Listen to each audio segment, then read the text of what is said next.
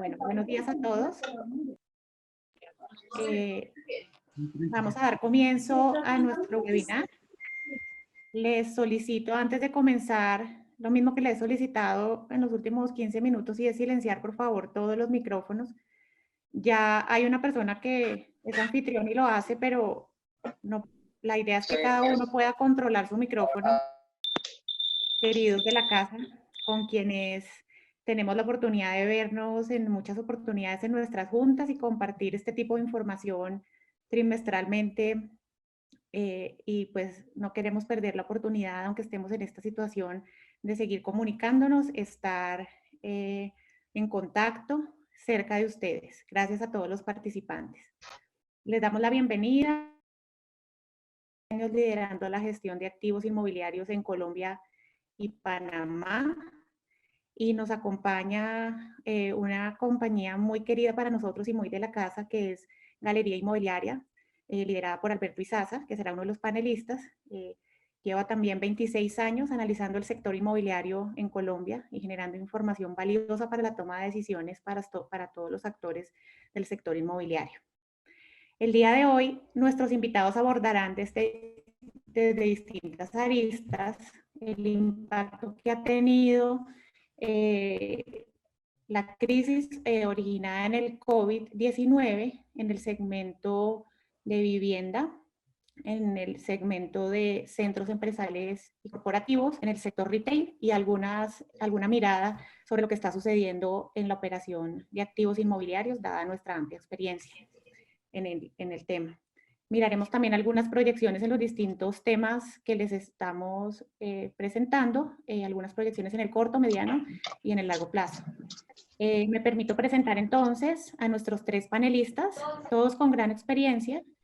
Presento primero a Alberto Izaza, nuestro invitado de honor, administrador de empresas con máster en finanzas, amplia experiencia en el sector inmobiliario y asegurador, y desde el año 1994 fundador y gerente de la Galería Inmobiliaria.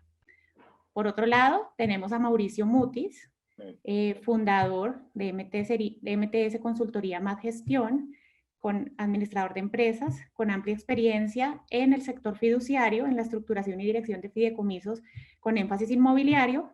También fue promotor y constructor del año 90 al 98 y, como ya les dije, fundador de MTS 2011. Y por otro lado nos acompaña Gustavo de la Torre, economista con más de 25 años de experiencia en el sector constructor inmobiliario, liderando la comercialización y estructuración de proyectos de más de 1 billón de pesos en ventas y más de 2 millones de metros comercializados a través de él y de sus equipos en las distintas compañías que ha trabajado. Entonces, les damos la bienvenida y le cedo la palabra a Gustavo de la Torre, que va a iniciar con una introducción. Quiero, antes de comenzar, dar algunas reglas sobre el desarrollo del webinar. Nos encantaría recibir sus preguntas, lo cual y las responderemos al final, en la última media hora. El webinar tiene una duración de la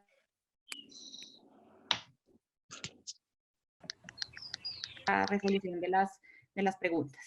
Le doy la palabra entonces a nuestro primer invitado, Gustavo de la Torre, gerente inmobiliario de MTS Consultoría Más Gestión. ¿Cómo están? Muy bien. Buen día a todos y gracias por acompañarnos. Realmente estamos más cerca de ustedes que nunca y agradezco realmente la invitación que me hace MTS, mi compañía, de continuar y de abrir esta conversatorio. Quise preparar realmente este conversatorio, unas palabras introductorias que no son más que el pensamiento y el reflejo de la situación que estamos viviendo en este momento, a lo que quise denominar el arte de anticiparse. Veníamos trabajando en un 2020 que suponía grandes retos de crecimiento, ajustes y reestructuraciones que nos llevarían a seguirnos consolidando como líderes en el sector inmobiliario.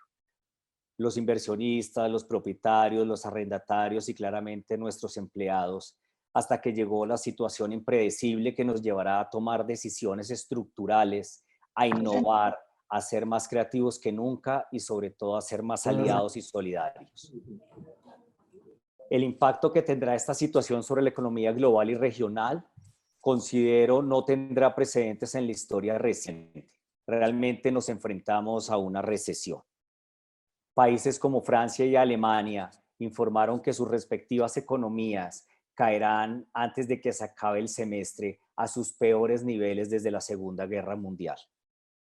Y recogiendo palabras de Roberto Acevedo, director general de la Organización Mundial de Comercio, en el cual manifiesta que el mundo se enfrenta a lo que podría ser la recesión más profunda o el revés económico más grave de nuestra existencia. Podrían perderse alrededor de 200 millones de empleos a nivel mundial. Aún es muy pronto para determinar la magnitud y duración de sus consecuencias sobre el mercado en particular y la economía en general, aunque todo apunta a un fuerte impacto en el corto y el mediano plazo. En nuestro caso colombiano, las medidas de aislamiento social, los bajos precios del petróleo, el precio del dólar, están deteriorando las cuentas fiscales al reducir los ingresos tributarios y aumentar las necesidades del gasto público. Claramente, y estas manifestaciones las podrán haber escuchado, pero vale la pena recordarlas, y es básicamente los sectores que más están siendo deteriorados en este momento, entre los cuales podemos destacar el turismo, claramente el retail, entretenimiento, aviación y marítimo, automotores, sector de construcción y bienes inmuebles, fabricación no esenciales, entre otros. Pero claramente si unos pierden, otros ganan. Y sectores beneficiados como el comercio electrónico, médicos y servicios, procesamiento de alimentos, ventas minoristas, agricultura, entre otros. Hoy, nosotros nos enfrentamos a lo que hemos denominado el arte de anticiparse. Si leemos bien el momento, esta posibilidad y la hoja de ruta que derivemos nos permitirá generar actitudes, voluntades y priorizar necesidades a fin de definir los focos de gestión, reconocer fortalezas y debilidades, asignar y optimizar recursos. Consideramos que por la vía de la anticipación y de la gestión de las tendencias que determinen riesgos presentes y futuros, podremos mitigar de la mejor manera el impacto e incluso identificar oportunidades. No debemos esperar superar la situación actual. Desde ya nos permitirá identificar y anticiparnos a sus efectos. Analizar las medidas una a una del gobierno central, aplicar a ellas y analizar el impacto de cada uno en nuestra economía de empresa permitirá viabilizar de la mejor manera el futuro inmediato y prepararnos para el corto y el mediano plazo. La mejor forma de afrontar algo que yo he llamado el mientras tanto es preparándonos y construyendo futuro.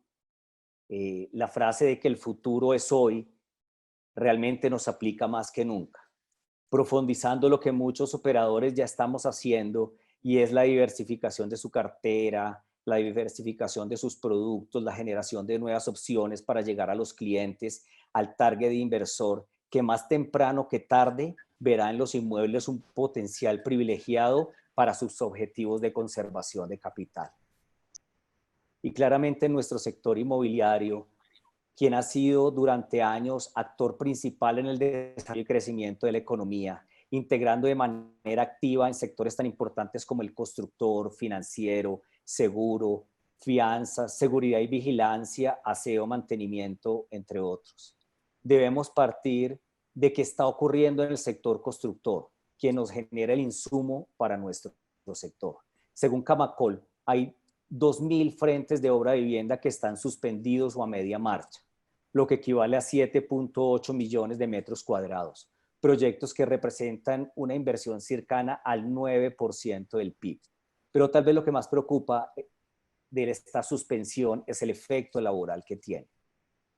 Este es un sector que emplea 1.5 millones de trabajadores en todo el país y 1.7 millones de personas de actividades relacionadas, entre ellas la inmobiliaria, por ejemplo. Esto sin mencionar todos los empleos formales e informales que se agrupan alrededor de las obras y sobre los cuales ni siquiera hay información para calcular impacto o establecer las hojas de ruta.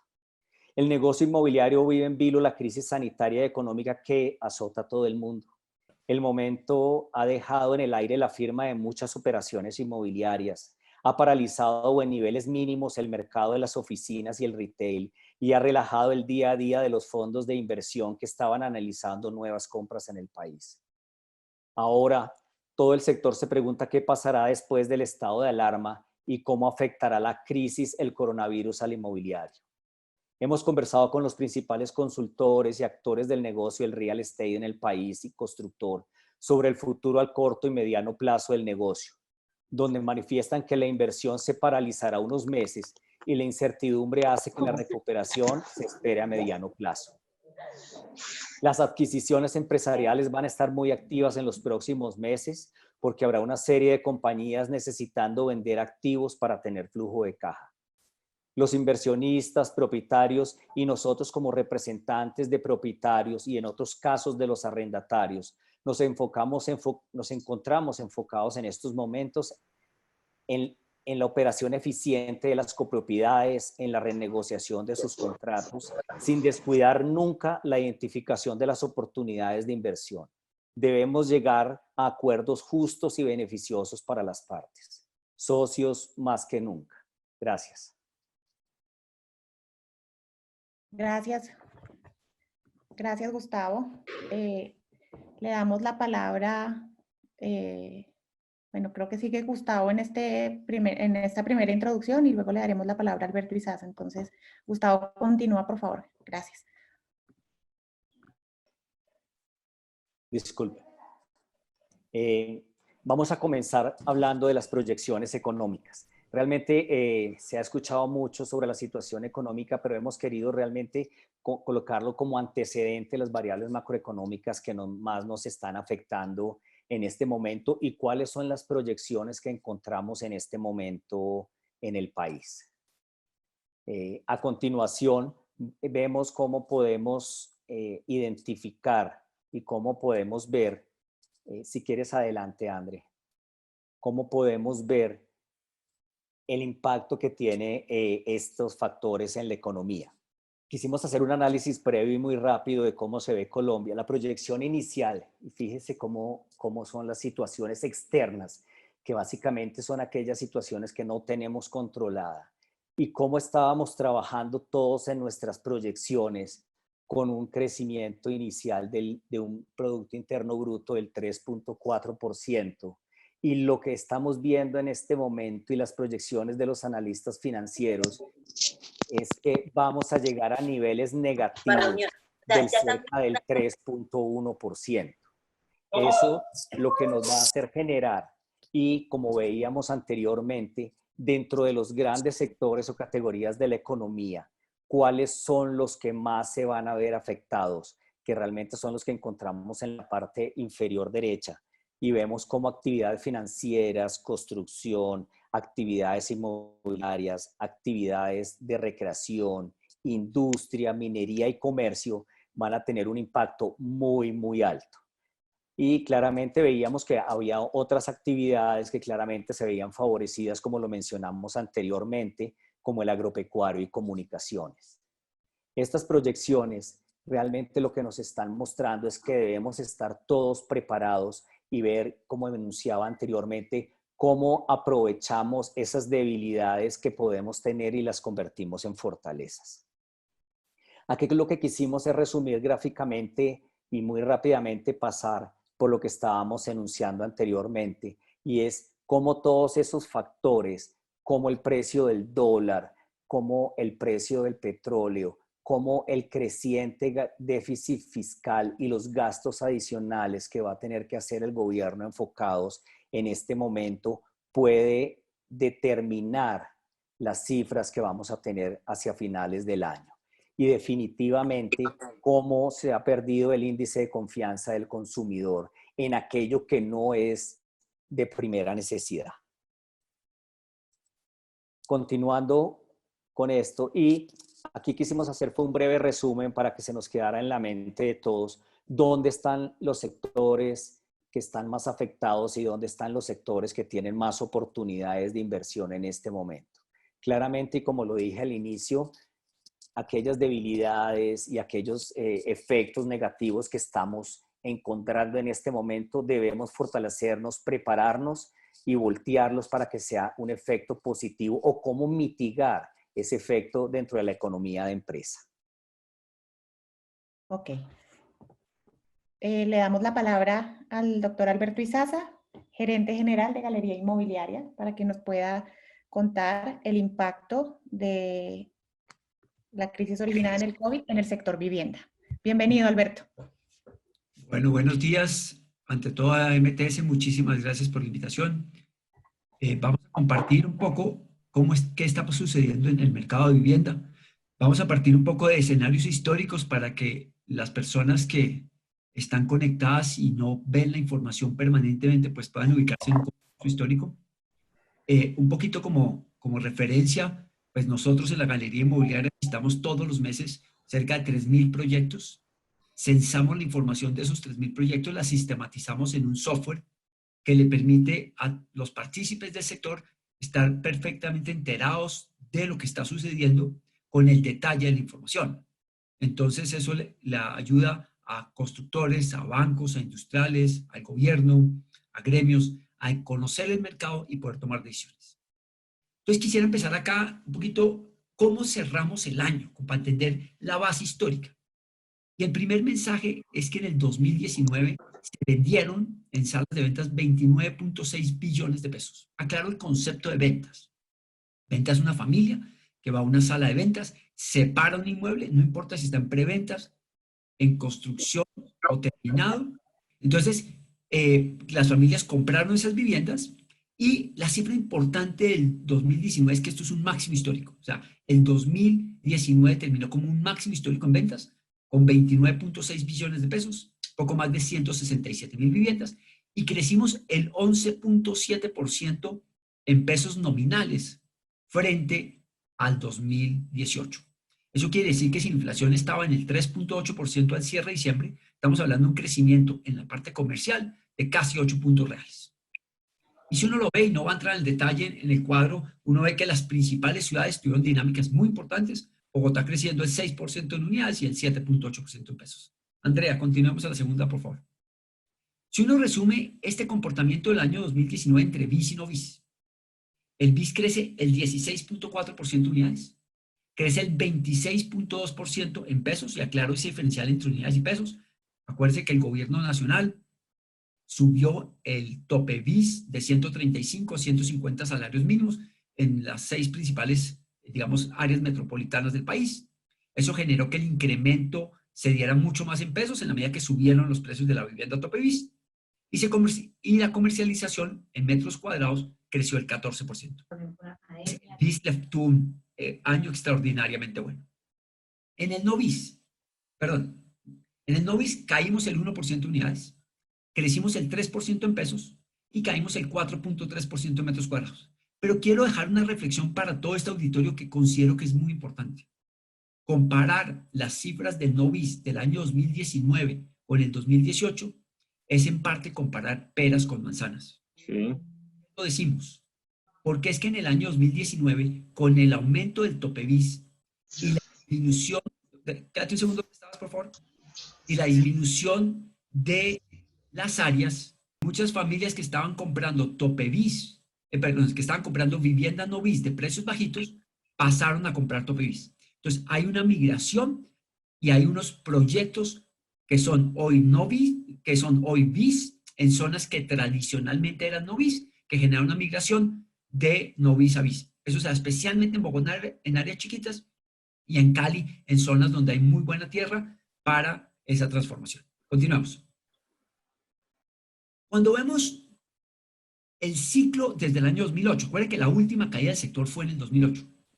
Y aquí el mensaje representativo es que entre el 2009 y el 2019, el sector creció el 7% real en pesos y el 6% unidades. Destaco la palabra real. Si uno crece el 7% real en pesos, quiere decir que subieron las ventas todos los años durante 10 años alrededor del 11% anual.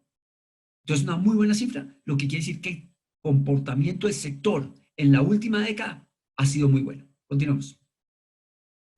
Si separamos ese resultado entre bis y no bis, la vivienda de interés social ha crecido el 26.2% de pesos y el 9% de unidades. Otra vez, eso es, perdón, ha crecido el 26% el último año y el 15% en términos reales, lo que refleja que el sector le ha ido también muy bien en la parte de vivienda intersocial y lo ven clarísimo. Hoy está en máximos históricos. Es la cifra más alta de la historia, reflejando una política tanto de este gobierno como del anterior de generar en la vivienda intersocial un desarrollo de la vivienda. Continuamos.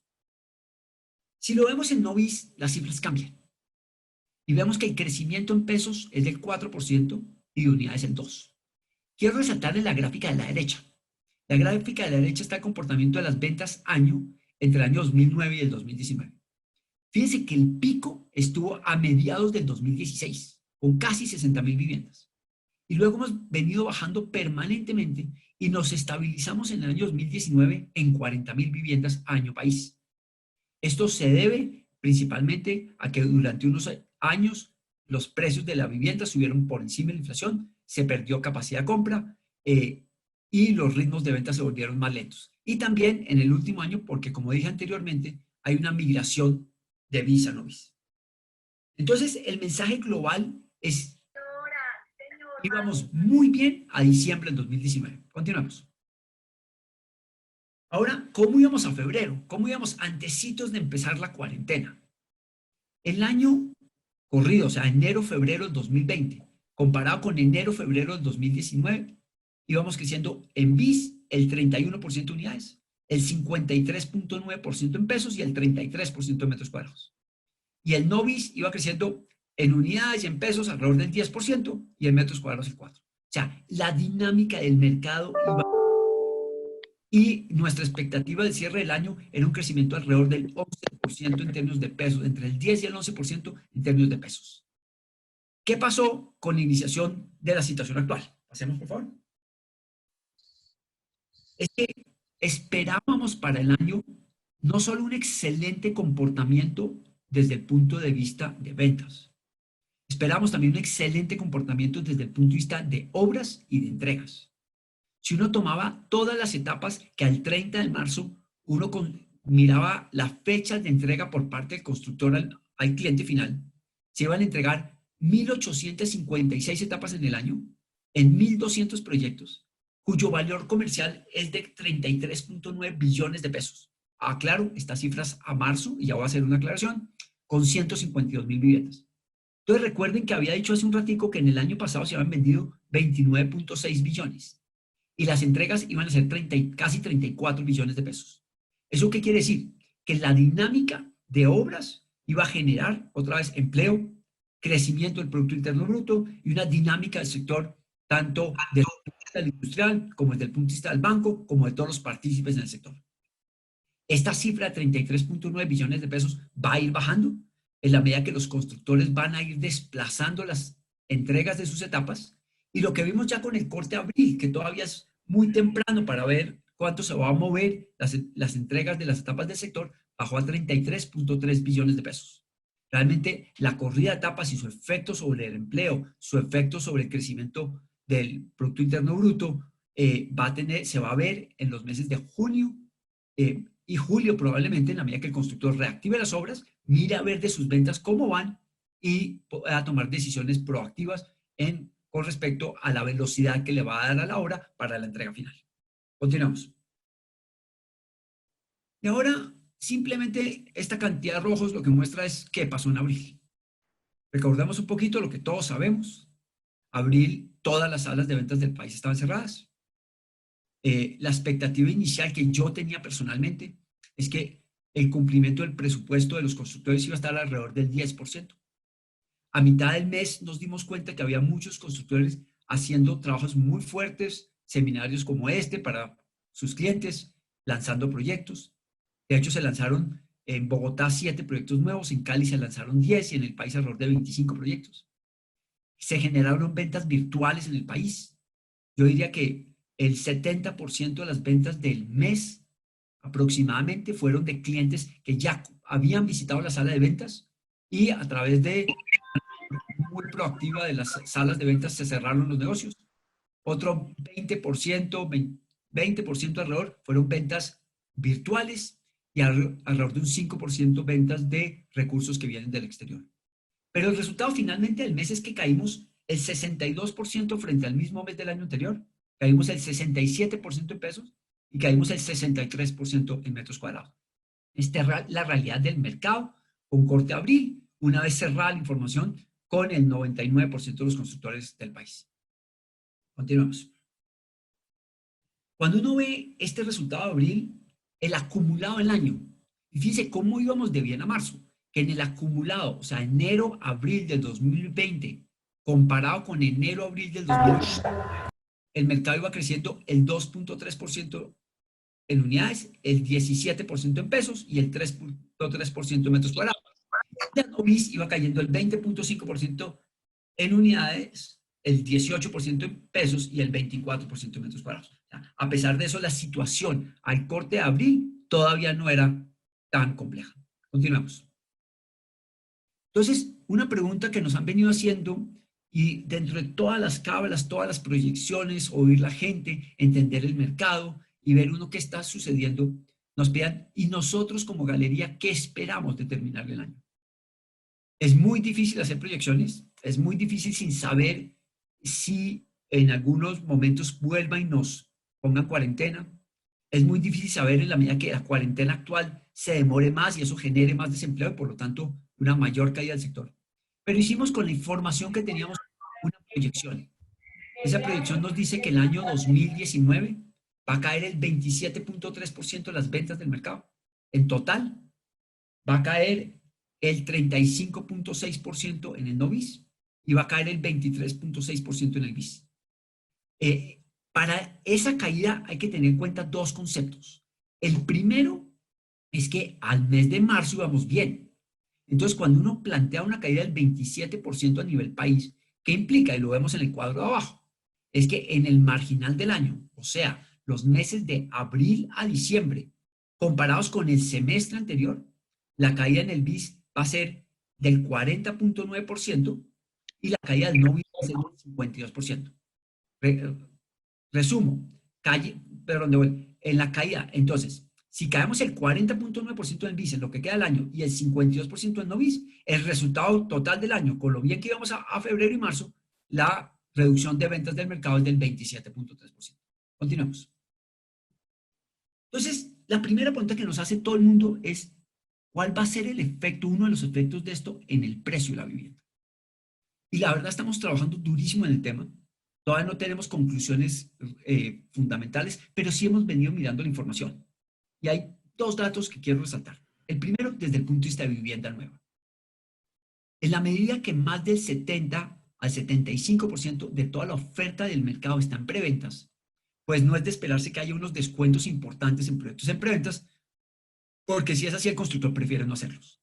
Entonces, ¿dónde vamos a ver descuentos? ¿Dónde vamos a ver oportunidades? En la oferta terminada por vender.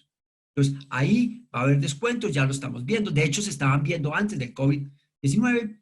De hecho, los constructores que tienen oferta terminada venían dando algo de descuentos, plazos y promociones. Pero en este mes, dado que no podíamos hacer el censo de vivienda usada, en el recorrido lo que validamos son los precios de la vivienda. Y lo que encontramos es que en Bogotá, los precios de venta de la oferta de precios de vivienda usada cayeron el 2% y los de arriendo cayeron el 3%. No nos sorprende la cifra, no nos preocupa la cifra, en la medida que es clarísimo, y Gustavo pues lo dijo al principio, va a haber familias con necesidades de caja que prefieren arrendar un poco más barato, dado que necesitan los ingresos, algunas otras van a tener que vender sus inmuebles y por lo tanto empezamos a ver unos descuentos puntuales. Una aclaración, cuando nosotros llamamos este mes, preguntamos cuál es el precio que estaba comercializando, la persona no se acordaba o no sabía qué nos había dicho la vez anterior que lo habíamos llamado, entonces digamos sí teníamos una muy buena referencia del cambio en el precio. Cuando uno mira ese 2% que hay en ventas, o en ese 3% que hay en arriendo, encontramos, y se ve en el cuadro a la derecha, que en ventas el 39% de los hogares que estaban vendiendo manifestaron vender al mismo precio que tenían y el 59% en arriendo. Y fíjense que hay dos curvas, una negativa y una positiva, ¿sí? Hay el 24% de las familias que están haciendo reducciones del menos del 5%, el 11% que están haciendo reducciones entre el 5 y el 10 en venta, el 4.6% entre el 10 y el 15 y el 3.5% de más del 15. O sea, uno diría que la suma de más del 10, el 8.1% del mercado está generando alguna presión de caja en venta para comercializar sus inmuebles más rápidos y en arriendo el 11.2%. Pero por otro lado también vemos aumentos. Aclaro el aumento. Nosotros en algún inmueble que censamos en diciembre, porque esto lo hacemos cada 3 o 4 meses, le preguntamos el precio y obviamente entre diciembre y la fecha, pues algunos también tenían los aumentos, la gran mayoría por debajo del 3%. Entonces, sí estamos viendo una dinámica en el mercado del usado, sí es clarísimo que aquella familia que tenga caja disponible, es probable que hoy encuentre un inmueble con algunos descuentos si lo busca fuertemente y encuentra pues obviamente lo que necesita. Pero claramente la situación de caja de algunas familias por el tema de empleo va a haber algunos descuentos puntuales en el mercado. Todavía no creemos que sea algo representativo, que sea algo masivo, que sea algo que haya que preocuparse desde el punto de vista de garantías, pero le vamos a hacer seguimiento y creo que nuestra obligación como empresa es ir mirando estos fenómenos para entender lo que va sucediendo. Continuamos. Y finalmente, ¿cuánto tiempo nos estamos demorando en arrendar un inmueble? Y aquí tenemos unas curvas de la información del número de días en el eje Y que nos demoramos en arrendar un inmueble promedio y en el eje X un plazo de tiempo de los últimos 10 años. Y fíjense que hoy en estrato 6 estamos alrededor de los 160 días, en estrato 5 más o menos igual y en estrato 4 un poquito por debajo de los 140 días. Fíjense que hoy las cifras se han venido reduciendo frente a hace un año. Hace un año estamos hablando en estrato 6 que se demoraba en comercializar un inmueble casi 7 meses. En estrato 5 alrededor de 160 días y en estrato 4 alrededor de 140 días. Entonces baja, obviamente el último mes sube porque hoy el nivel de comercialización es el mes de abril fue bajito. Y vamos a seguir viendo la curva, pero aclaro una cosa. Mucha gente nos pregunta, ¿eso me voy a demorar yo en vender o arrendar? La respuesta, ese es el promedio. El promedio cambia muy fuertemente de acuerdo con una condición básica. Y aquí, pues, la asesoría de MTS, la asesoría de los inmobiliarios, y es que hay que arrancar del precio que es. Si uno arranca el precio que no es, pues se demora 90 días en darse cuenta que está fuera del mercado y obviamente perdió un tiempo cuando empieza a corregir el precio. Si miramos la misma información desde el punto de vista de venta en la siguiente, vemos que hoy, fíjense que las tres curvas se pegaron. En algunos momentos, en el 2009 y en el 2010, muchísimo más vender un inmueble. Luego, poco menos el de estrato 5 y bastante menos el de estrato 4. Hoy las curvas se pegaron. Hoy las curvas están alrededor entre 260, 250 y 270 días. Y se pegaron en parte porque el mercado desde el punto de vista del inversionista ha venido cambiando fuertemente. Hace muchos años, o hace algunos años, el inversionista de estratos altos lo que hacía era invertir en viviendas similares a la cual vive o quisiera vivir.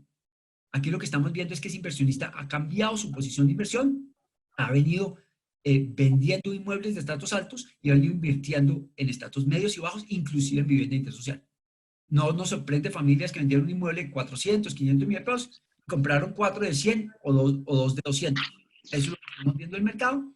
Eso es una tendencia y en parte se da esa tendencia porque las tasas de arriendo en vivienda para los inmuebles de menor estrato es un poco más alta que las de los estratos altos. Entonces estamos viendo un cambio en el mercado, hay que tenerlo presente y vale la pena pues irlo conociendo para ver qué oportunidades pueden encontrar de eso. Finalmente, para terminar, tengo un dato. Hoy, uno de las cifras fundamentales del sistema es cuántas unidades tenemos vendidas en el país que no han sido entregadas. Y el mensaje para todos es que hoy el país tiene 270.000 viviendas que están comercializadas, cuyas familias están pagando la cuota inicial, que no han sido escrituradas. Y ese mercado vale 63 billones de pesos. Entonces, los mensajes ahí desde el punto de vista de gobierno, desde el punto de vista de políticas, es cómo protegemos a esos 270.000 compradores para que puedan terminar, digamos, satisfactoriamente su proceso de compra. Obviamente, en la gran mayoría de los casos, habrá unos casos por pérdida de empleo que no es fácil, pero cómo fomentar eso, entendiendo que si uno mira las curvas de valorización de la vivienda, especialmente en Bogotá, desde el 2001, la vivienda en Bogotá se ha venido valorizando alrededor del 6% real anual, es una cifra histórica. En los últimos años ha estado alrededor del 2% real anual, que es un dato de todas formas interesante y nos permite entender qué está pasando en el mercado y proyectarnos hacia el futuro.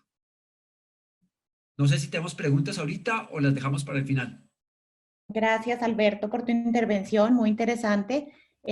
Como lo dije al inicio, vamos a hacer las preguntas al final del conversatorio. Entonces, le damos la palabra por ahora a Gustavo de la Torre, quien abordará el tema del sector corporativo y retail. Gustavo. Gracias, André. Básicamente, los dos temas a continuación que vamos a tratar, primero es el impacto en el mercado de oficinas y posteriormente el impacto en el sector de retail, porque he visto en el chat que han hecho estas preguntas, entonces para que sepamos que vienen a continuación. Continuemos, André. Básicamente 4 conclusiones macro en el sector corporativo. Y es que los impactos más relevantes que estamos viviendo en este momento se pueda prever en los comportamientos pausados que estamos teniendo en la oferta y demanda de oficinas. Y adicionalmente veremos, y está claramente, un comportamiento inferior en la dinámica de los precios de renta.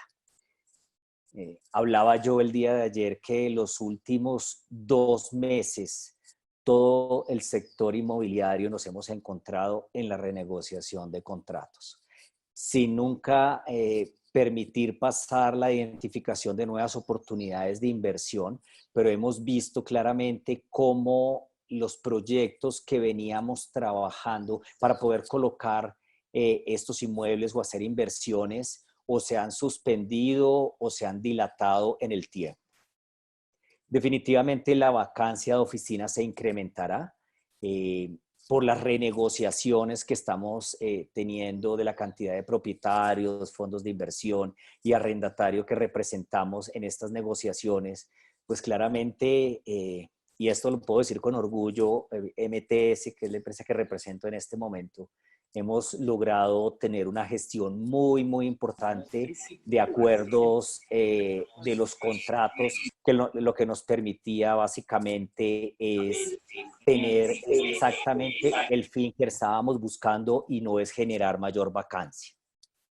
Y definitivamente el mercado de coworking atraviesa por un periodo de disminución de la absorción de nuevas áreas de edificios.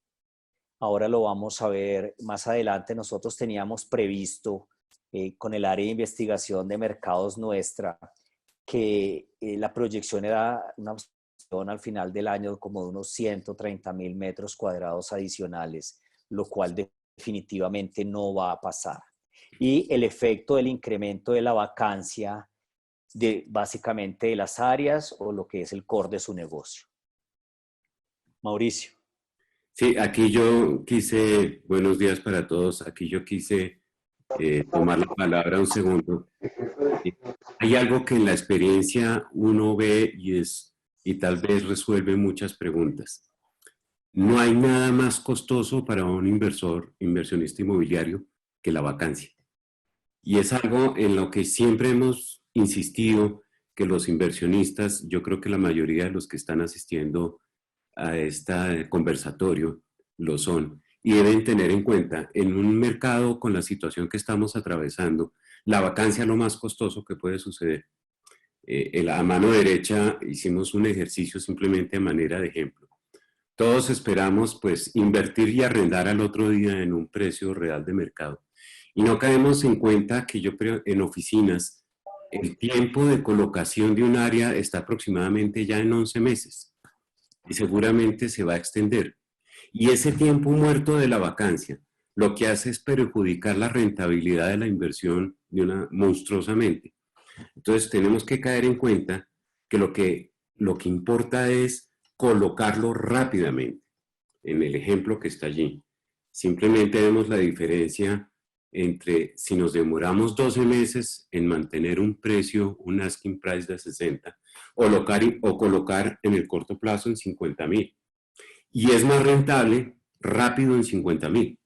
Esto simplemente es un ejercicio matemático, no es un caso de la vida real, pero simplemente nos muestra las tendencias.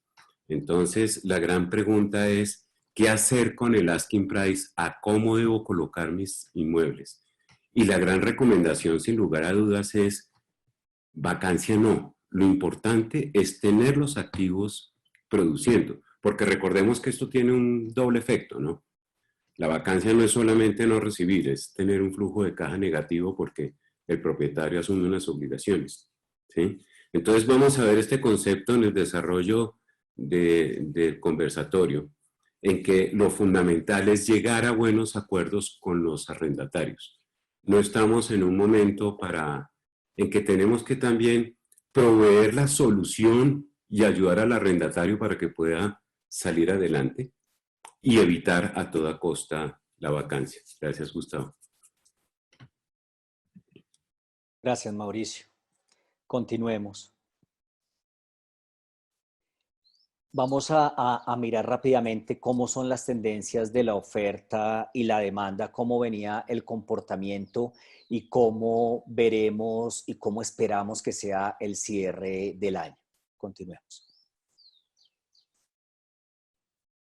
Definitivamente el impacto en el mercado de oficinas de la vacancia que venía decreciendo en niveles muy importantes va a tener un crecimiento hacia final de año. Dentro de las proyecciones, nosotros hablábamos de un 16%, pero creemos y estamos totalmente convencidos que puede llegar a niveles del 20%. Y claramente esa vacancia genera un reflejo o es directamente proporcional al comportamiento de la absorción. Si al cierre del año 2019 tuvimos un promedio de 13.000 metros cuadrados absorbidos mes, pues lo que tenemos previsto es que al final del día, en los cierres de 2020, estos no podrán ser mayores a 6.500 metros cuadrados. La pausa en la adquisición de nuevos espacios, la cancelación de los contratos, pues serán los que llegarán a presionar, que creemos llegarán a niveles del 20%. La aceleración claramente, y lo escuchamos todos los días en la implementación del teletrabajo, y es definitivamente muchas empresas o gran parte de las empresas se dieron cuenta que alguno de sus funcionarios podrían trabajar perfectamente, si no el 100% del tiempo, en jornada parcial desde su casa, lo que generará un menor requerimiento de metros cuadrados para sus oficinas y en el menor de los casos devolución de algunas áreas o ajustes de las mismas, o los que venían planeando adquisición de nuevas áreas, haciendo nosotros prediseños de nuevas áreas. Pues antes lo que estábamos pensando y que hablamos todos de una persona por cada 8 metros cuadrados, una persona por cada 10 metros cuadrados, pues claramente estará revaluado porque podremos suplir un puesto para 2 o 3 personas durante el tiempo que se requiera. Continuemos. Y lo que hablábamos anteriormente, claramente el aumento de la vacancia lo que genera directamente es una disminución en los precios de cierre. Y como lo decía Mauricio y como lo tenemos totalmente claro nosotros y ha sido una política de negociación de nosotros, realmente lo que está pasando es que va a haber una presión de los precios de negociación tendiendo hacia abajo y claramente el margen de negociación va a terminar presionando hacia abajo en su mismo efecto. Continuemos.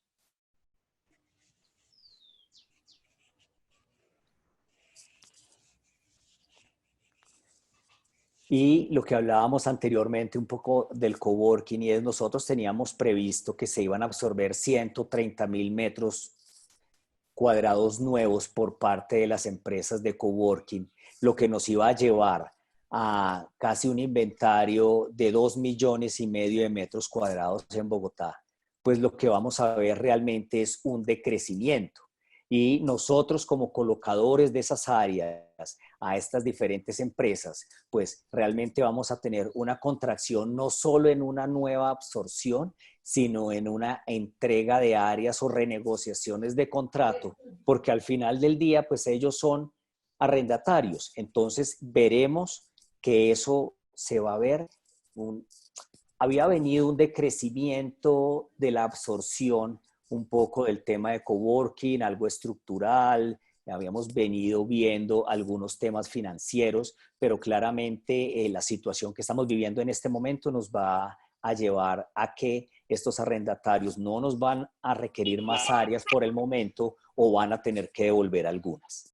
Y esto es una gráfica rápida de cómo esperamos que sea, cómo se vea el comportamiento trimestre a trimestre de lo que está pasando. Claramente las mediciones que nosotros hacemos son día a día y cada efecto lo estamos midiendo de manera inmediata a efecto de poder prever y poder estar haciendo las consultorías a nuestros clientes cada minuto de cómo es el comportamiento de ellos en la representación de los propietarios, el efecto de la renegociación con los arrendatarios. Y aquí quisimos hacer un paralelo, qué estaba pasando durante el confinamiento y qué va a pasar después del confinamiento. Y básicamente lo que vemos, reiterando un poco lo que hablábamos antes, es pues todos nos encontramos trabajando desde nuestras casas, las oficinas están funcionando del total a un 20%. Entonces, los líderes de cada una de las organizaciones están pensando qué va a pasar cuando regresemos. ¿Qué vamos a pensar? Yo necesitaba tanta área para esto o puedo devolver un área y puedo trabajar acomodado con unas personas en teletrabajo desde la oficina. Y claramente, pues eso es lo único que genera, es una disminución de espacio, en especial de oficinas A más y A, que esto no es más que una clasificación que tenemos los inmobiliarios en cuanto a las características de los proyectos, sabiendo que A más son proyectos que se encuentran en una construcción menor de 5 años, que tienen áreas de planta superior a 1000 metros, características de tecnología, etc. Y como lo enunciamos anteriormente, los coworking deberán reinventarse y analizar cómo es su producto para poder ser competitivos en el mercado. Continuemos. Y el impacto en el retail. Definitivamente, continuemos. Definitivamente el sector del retail con el sector de los restaurantes y el entretenimiento son los más golpeados por la crisis que estamos viviendo. Nosotros como representantes de propietarios, las negociaciones que estamos teniendo día a día, cada vez lo que nos están mostrando y lo que estamos viviendo dentro de la gestión o administración de estos inmuebles, es que cerca del 50% de los arrendatarios no han cancelado la renta del mes de abril, independiente si han llegado a acuerdos o no. Hay un porcentaje muy importante de los propietarios que no han logrado llegar a acuerdos aún con sus arrendatarios, o en el peor de los casos, el acuerdo es la devolución de los locales. Y esa devolución de los locales, lo que hemos podido censar en este momento, es que es superior o está en números muy cercanos al 20%. Y claramente, pues esa devolución de los locales lo que nos está llevando es a un aumento de la tasa de vacancia. Y un aumento en la tasa de vacancia lo que hace es una presión a menores precios de renta. Y hablábamos tal vez ayer, analizando un poco las proyecciones, y es que claramente ya estamos en mayo. Entonces, el efecto sobre las cifras y sobre las estadísticas, si bien es cierto, como lo veía Alberto, una cantidad de rojos en sus informes, pues no lo podemos ver tan claro porque apenas estamos en los procesos de negociación y los censos que hacemos de la vacancia, pues se toman unos meses para poder ver el impacto real sobre las estadísticas.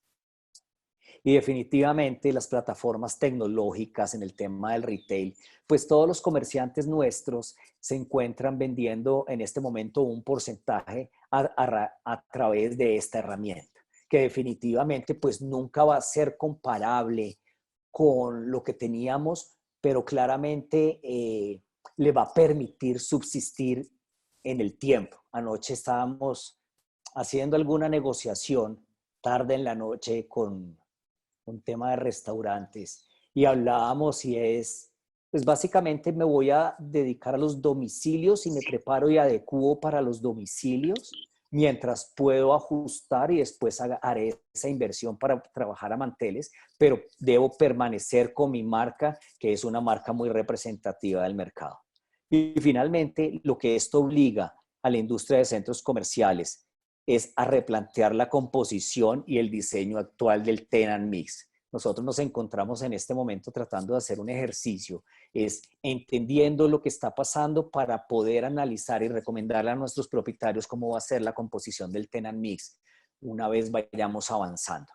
Aquí básicamente lo que quisimos mostrar es cómo va a cambiar el tema por los canales digitales y trayendo algo que nosotros analizábamos y es desde el punto de vista de los propietarios, ¿cómo hacemos? ¿Cómo hacen los propietarios para amarrar las ventas por canales digitales a los ingresos y que queden atados dentro de los contratos de renta?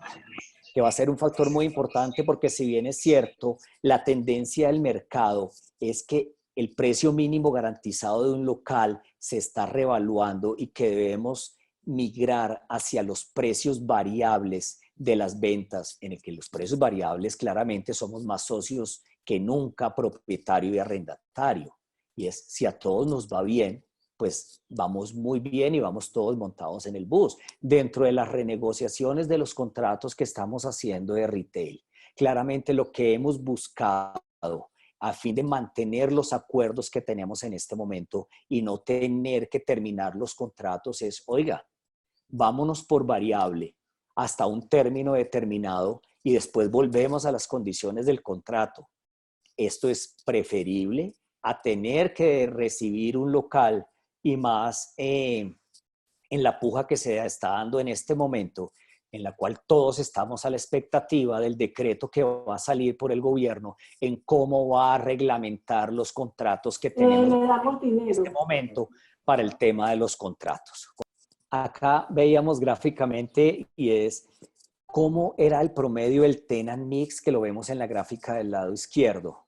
Cómo se comporta en promedio los centros comerciales por categoría de marca y cómo consideramos nosotros que va a migrar un tenant mix dentro de los análisis que estamos comenzando a hacer.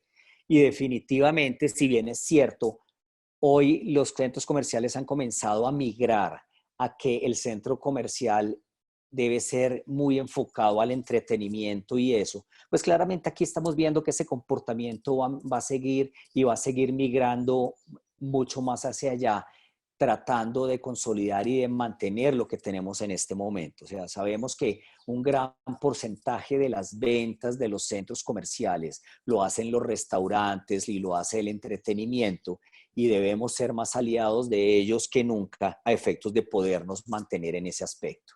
Continuemos. Y hablábamos y reiterando un poco lo que estábamos al principio, una política que tuvimos cuando comenzamos la crisis en una mesa de trabajo liderada por nuestro presidente, nuestra gerente general y un equipo interactivo es a toda costa tratemos de llegar a acuerdos con nuestros arrendatarios. O sea, es mucho mejor hacer un sacrificio hoy y llegar a un acuerdo y mañana tenemos un retorno y somos socios a tener que tener un local desocupado hoy que no sabemos y como lo decía Mauricio Mutis, cuánto no es solo no recibir 0 pesos, sino es el mantenimiento del local. Tenerlo desocupado no es solo no tener ingresos, tenerlo desocupado son gastos. Y lo que estábamos viendo es que podemos llegar a niveles del 23% al cierre de este año. Y claramente la vacancia, como lo enunciábamos anteriormente, lo que va a hacer es presionar los precios de renta de nuevas negociaciones hacia abajo. Haciendo negociaciones, negociemos a más alto plazo, tengamos incrementos anuales un poco más altos, pero hoy necesito que tengamos unos precios más bajos. Continuemos. Aquí lo que queríamos ver rápidamente es, y esto lo saben todos porque realmente tenemos un auditorio muy selecto, es, pues los centros comerciales están cerrados en casi un 70%. Los únicos que están funcionando son los supermercados, las droguerías y otros básicos. De resto, las otras categorías se encuentran completamente cerradas. Algunos de ellos claramente han tratado de hacer ventas por internet, como lo anunciamos anteriormente, pero la generación de ingresos en el mejor de los efectos es entre el 10 y el 15% de las ventas. Si sabemos y analizamos nosotros dentro de los estudios que hacemos, que son las tasas de esfuerzo y es cuánto requiere un comerciante en niveles normales, y esto es un comentario, y es entre el 10 y el 15% son niveles normales de comportamiento de la tasa de esfuerzo, pues por encima de ese es un nivel crítico. Entonces, ¿qué está pasando? Pues en este momento, si tuviéramos que hacer los análisis con las ventas que nos reportó, por ejemplo, en el mes de marzo, durante los cuales solo trabajamos 15 días, pues claramente no lo vamos a lograr. Entonces, definitivamente debemos analizar los periodos de apertura, las estructuras, cómo nos vamos preparando desde ya, como lo decía y como se llama este conversatorio, es el arte de anticiparse. ¿Cómo nos anticipamos al momento en que vayamos a abrir para generar el mejor efecto positivo en el cierre de negociaciones y cómo logramos que nos visiten en nuestros locales y los clientes en nuestras oficinas a efectos de mover la caja? Porque si no movemos la caja a medida de la apertura, no vamos a durar mucho tiempo. Podemos abrir los centros comerciales, pero un centro comercial desocupado, las oficinas desocupadas, no tienen ningún efecto. Y básicamente lo mismo que vimos en oficinas, estamos viendo acá en el sector de comercio. Y es, digamos que revisamos nosotros y definitivamente las primeras tiendas que consideramos nosotros, que serán aquellas dedicadas, son las del modelo low cost, que el retail de calle tendrá un efecto mucho mejor y que las grandes superficies acelerarán las reconversiones de las áreas, etc. Entonces, el mensaje que quiero dejarle a todos ustedes y para lo cual estamos disponibles siempre a colaborarles como sus consultores y amigos es: lleguemos a acuerdos en el cual hacemos un pequeño sacrificio financiero hoy, pero vamos a redundar en beneficios en el mediano y largo plazo. Continuemos. Aquí le doy la palabra a Mauricio Mutis, por la cual fue la razón de ser esta compañía hace más de 18 años y es una de las líneas de negocio fundamentales de nuestra empresa y es la operación de centros corporativos. Te doy la palabra, Mauricio. Bueno, gracias. Mucha gente nos ha preguntado cómo manejar la situación de la operación, ¿sí? En la primera filmina, básicamente, traté de resumir que se prevé que la mayor dificultad que tendrán la operación de activos inmobiliarios, llámense corporativos o de centros comerciales, a nuestro parecer, es la cartera. Nosotros hemos estado haciendo unos ejercicios y preveemos que entre un 10 y un 20% de la cartera de operación va a presentar riesgo alto. Riesgo alto nos referimos a que es cartera que seguramente no nos va a ingresar en caja durante este año, sino que ingresará seguramente en el 2021 o en el 2022. La normatividad y la costumbre nos dice que para esto se pueden utilizar 4 planes de acción. Uno, pues el decreto que autorizó utilizar los fondos y reservas que poseen las copropiedades para llenar estos déficits.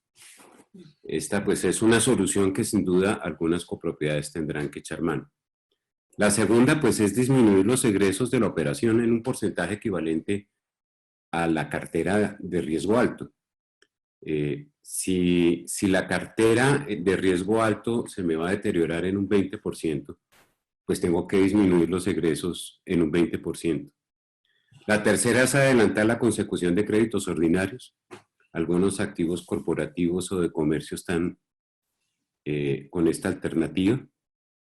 Y la cuarta, que yo pienso que es definitivamente la que tenemos que acometer, que es proveer a los ocupantes facilidades de pago sin intereses y así colaborar con la situación de estos arrendatarios o ocupantes para sobrellevar la crisis.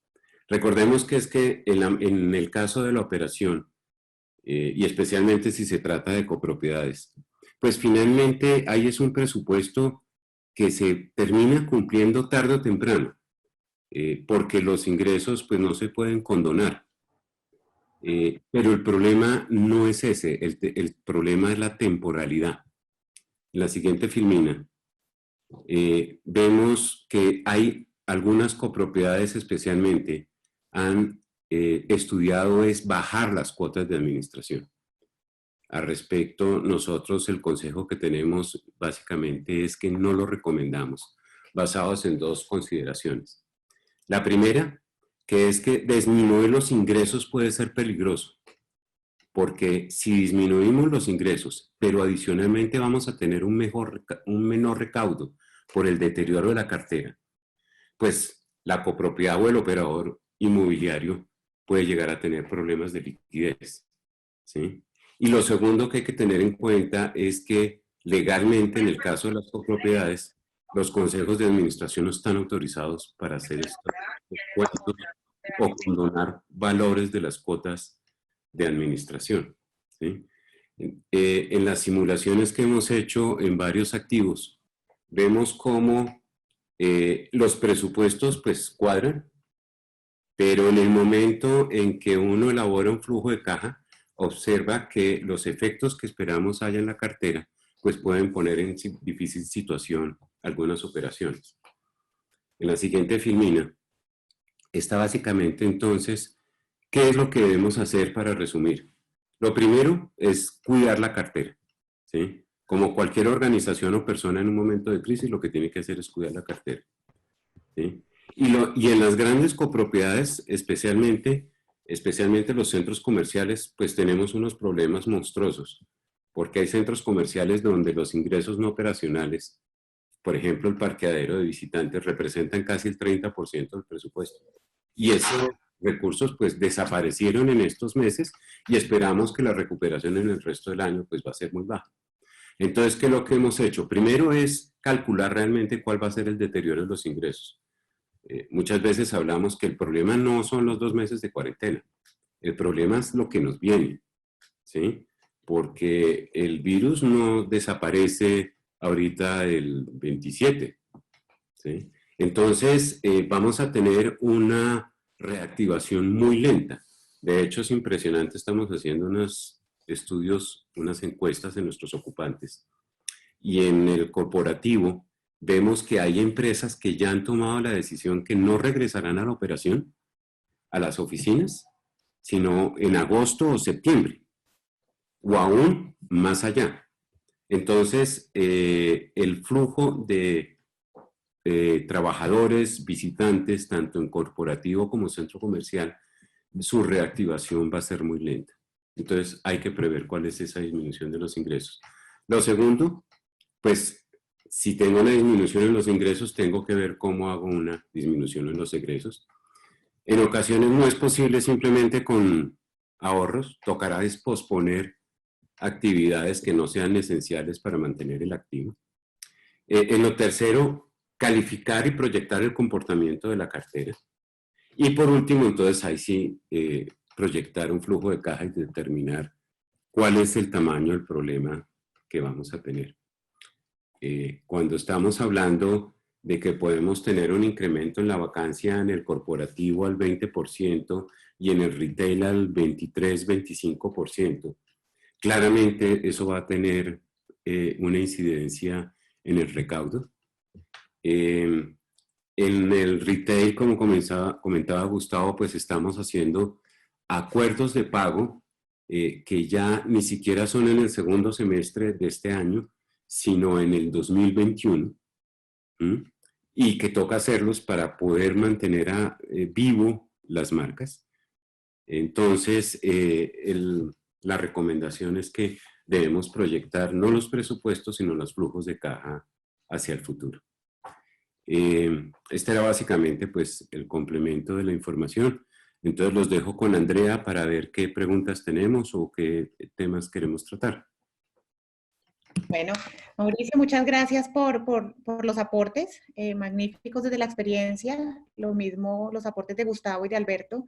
De verdad, muy interesante. Hay varias preguntas que enviaron los asistentes al chat. Vamos a ir dándole un orden. Las hemos orientado para que las responda cada uno de los participantes de acuerdo a la temática de la pregunta. Entonces, en este momento vamos a comenzar con la primera. De la primera a la 3 están dirigidas básicamente a Alberto.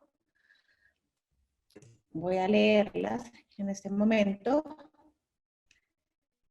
Voy a comenzar con la primera de Felipe Caro. En la compra de vivienda nueva, no BIS, no VIP, dentro de la etapa del plan de pagos, ¿el valor total acordado en la compra debe honrarse?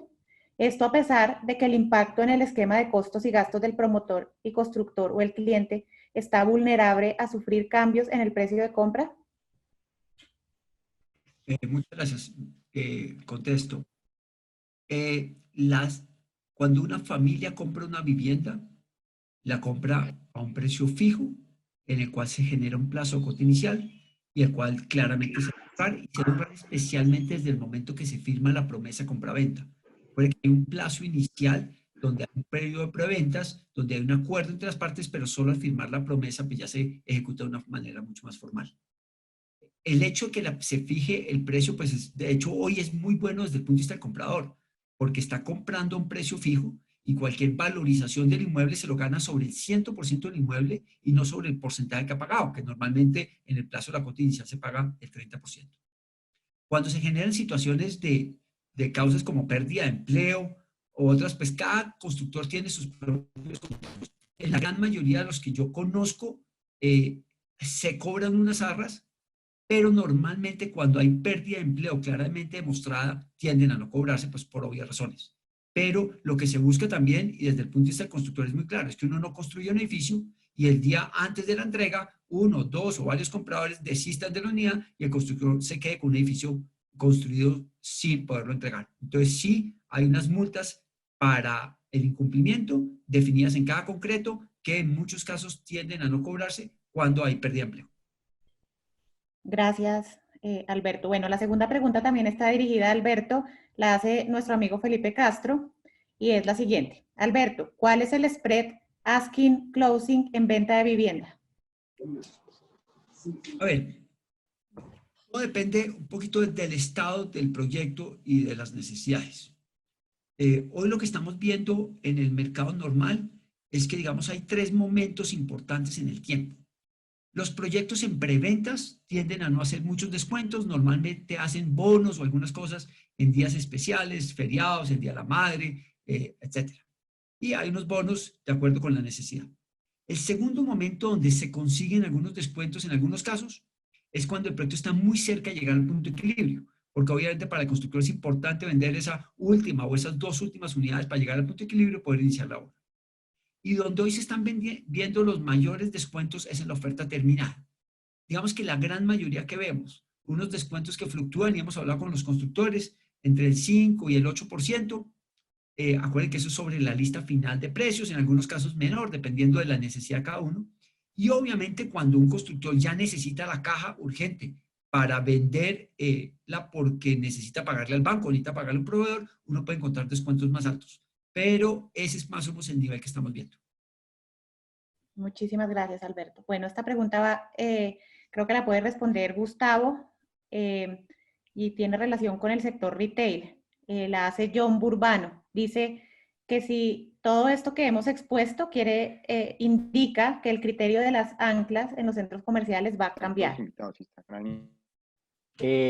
John, gracias. Digamos que gracias, Andrea. Básicamente, tu pregunta es, los sectores que menos se han visto perjudicados en esto han sido las anclas, entendiendo anclas supermercados, porque pues hay anclas que son los cinemas que se encuentran completamente cerrados. Analizábamos un poco con los propietarios en algunos casos puntuales y pues siempre los más consentidos son los anclas, son las anclas en los centros comerciales. Lo que pasa es que al interior de las anclas hay un sinnúmero de concesiones. Y adicional, no solo al interior de las zanjas hay un número de concesiones, sino uno dentro de su conocimiento en algún momento que trabajé en el sector retail, pues hay negociaciones especiales en las cuales los comerciantes pagan dentro de los supermercados por ubicaciones especiales dentro de los mismos. Entonces, si bien es cierto, estas cadenas han venido vendiendo, pues no han venido vendiendo en el tráfico normal de aquellos que se encuentran dentro de los centros comerciales y no aquellos que son los standalone. Entonces, básicamente es el efecto, pero la política un poco de los propietarios, y como son los únicos que están abiertos y son los únicos casi que no se ha tenido que renegociar contratos, entonces estos se mantienen constantes y vigentes en este momento, John. Muchísimas gracias, Gustavo. Bueno, una pregunta de Carlos Izaza, se la voy a dirigir a Mauricio Mutis para que la responda, por favor. La pregunta es la siguiente. ¿Se va a compensar la menor oferta de áreas nuevas con la vacancia de áreas en el sector corporativo de oficinas? ¿Qué creemos que va a pasar? Pienso que claramente en el corto plazo no, porque en el corto plazo definitivamente hay una contracción de la demanda que por más de que la oferta, los metros nuevos que salen al mercado disminuya, pues no la va a copar. Ahora, hay un gran interrogante que es qué va a pasar en el siguiente año, porque uno ve que las predicciones económicas es que hablan de un rebote de la economía muy fuerte. Si bien puede haber una disminución del PIB este año cercana al 6%, hablan de un rebote el año entrante cercano al 4%. Ahora, va mezclado mucho con cómo va a ser el regreso a la oficina. Vi por ahí una pregunta que era, con el distanciamiento social y las nuevas, digamos, normas o recomendaciones para la operación, ¿qué va a pasar con los requerimientos de área? Obvio, porque si lo analizamos desde el punto de vista del área que necesitarían las empresas hoy con el distanciamiento social, pues todos necesitaríamos más área. Pero si eso le restamos los problemas económicos y que seguramente lo que van a optar muchas compañías es por turnos de trabajo, esperamos es que haya una disminución en esa demanda de áreas nuevas de oficina y la aparición, por lo menos yo creo que por un par de años, del boom del teletrabajo, que se irá desestimando con el tiempo, se prevé, porque básicamente pues desde la salud y seguridad en el trabajo, todos estamos trabajando últimamente como 15 horas al día pegados al computador, pero eso no es recomendable y eso no funciona así. Entonces, yo pienso que en 2 años aproximadamente sí se verá un incremento nuevamente de la demanda, pero no lo veo en el corto plazo. Perfecto. Bueno, hay otra pregunta de Olga Lucía Torres y es, si debemos renegociar con los arrendatarios, si todos deben renegociar con los arrendatarios, ceder en muchas cosas porque no sucede lo mismo con los pagos de administración. Mauricio, te vuelvo a ceder la palabra para responder esta pregunta. La preciso es, si el consejo es renegociar con los arrendatarios con relación a los cánones de arrendamiento, ¿por qué no sucede lo mismo con los pagos de la administración? No, porque es que los pagos, depende. Vamos a diferenciar que hay 2 tipos de situaciones. En una copropiedad normal, los ingresos son iguales a los gastos. Entonces, pues, en la cuarentena hay una disminución de los gastos. Pero en la operación normal de un activo, los gastos son muy inelásticos y no puede haber una disminución. Entonces, si hay una disminución en las cuotas de administración, pues alguien tiene que poner el faltante y terminaría siendo el mismo propietario tarde o temprano. En las grandes copropiedades que tienen otros ingresos, como parqueaderos de visitantes, cubiertas, ingresos no operacionales, pues esos ingresos desaparecieron. Entonces, lo que pasa con las grandes copropiedades o los activos de un único propietario es que están en una situación de déficit de caja impresionante. Entonces, si se da la medida, o sea, Si uno puede disminuir los gastos para disminuir la cuota, bienvenido. Hablamos que eso tiene que ser aprobados por una asamblea. Pero realmente en la mayoría de las copropiedades perdieron ingresos, entonces no hay cómo bajar las cuotas.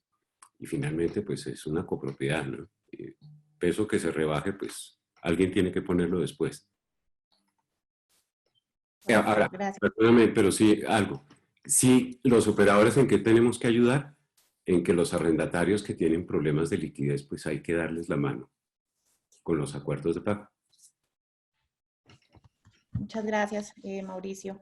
Nos queda espacio para una última pregunta para respetar el tiempo de todos. Pues estaba planeado para 1 hora y media, incluidas las preguntas. Hay una pregunta muy interesante que nos hace Edgar Solano y es, entre la propiedad única y los centros comerciales en copropiedad, ¿cuál se verá menos afectado por este COVID? ¿Cuál tiene mayor maniobra? ¿Qué opinan? Creo que aquí puede haber una respuesta de todos, de Alberto, de Mauricio y de Gustavo. Creo que es una pregunta bastante interesante y me gustaría que todos la pudieran responder de manera corta. Gracias. Gracias. Buena pregunta, Edgar. Básicamente lo siguiente, de único propietario, entre comillas, una persona solo toma la decisión, mientras que en las copropiedades, pues no se puede unificar los criterios de negociación de cada uno de los locales. Por lo tanto, la definición diría yo que es más fácil en la de único propietario, mitigar el impacto de la vacancia, mientras que si tienes 300 copropietarios, pues cada uno define de acuerdo a sus intereses cómo maneja cada uno de sus locales. Gracias, Gustavo. Mauricio. Le doy la palabra a Mauricio. Sí, no, yo pienso que es que depende de cada actividad. Quiero complementar la pregunta con otras que estoy viendo en el chat. Depende del sector económico, depende de la ubicación, depende del mercado, ¿sí? Por ejemplo, me están preguntando ahora qué esperamos que pase con los servicios de call center o data center. Y pues definitivamente pues esos van a mejorar, ¿no? La demanda de ese tipo de negocios, uno están en las exoneraciones, ahí sí aplica el teletrabajo, y definitivamente pues esa demanda está incrementándose y sabemos que se están cerrando negocios de call centers y data centers. Sí. Gracias, Mauricio. Sin embargo, la respuesta que estábamos esperando era con relación a la propiedad única y los centros comerciales en copropiedad. La pregunta estaba orientada a cuál creíamos que se vería menos afectado por el COVID, que quién tendría más maniobra y cuál es nuestra opinión como operadores. No, claramente tiene mayor maniobra el único propietario, ¿no? Porque es cuando podemos tomar decisiones como las que se han tomado de que vamos 1 año o 6 meses únicamente con variable y que se puede flexibilizar tanto la cuota de administración como la renta. Cuando es una copropiedad, desafortunadamente, pues cada propietario está tomando sus decisiones individuales y no hay una homogeneidad en la toma de decisiones y en la estrategia. Muchas gracias. Alberto, ¿quieres anotar algo a esta pregunta? Desde tu experiencia. No, yo estoy totalmente de acuerdo con lo que han dicho. El que tenga el control de la decisión total le queda muchísimo más fácil tomar decisiones. Es clarísimo. Perfecto. Muchas gracias. Bueno, ha llegado al final este conversatorio. Muchas gracias a los participantes, a Gustavo, a Alberto, a Mauricio. Magníficos sus aportes. Por tiempo no logramos responder todas las preguntas en vivo, pero ya tomamos atenta nota y realmente si quieren podemos enviar respuestas a sus preguntas a un correo que ustedes puedan suministrarnos. Si quieren hacerlo a través del chat, perfecto. Si definitivamente no lo quieren hacer de manera pública, voy a poner un correo electrónico en el chat para que a través del mismo nos puedan solicitar la grabación también, que todos que quieren ver la presentación. Entonces, o lo pueden hacer en el chat o lo pueden hacer a través del correo que les voy a a suministrar a través del chat.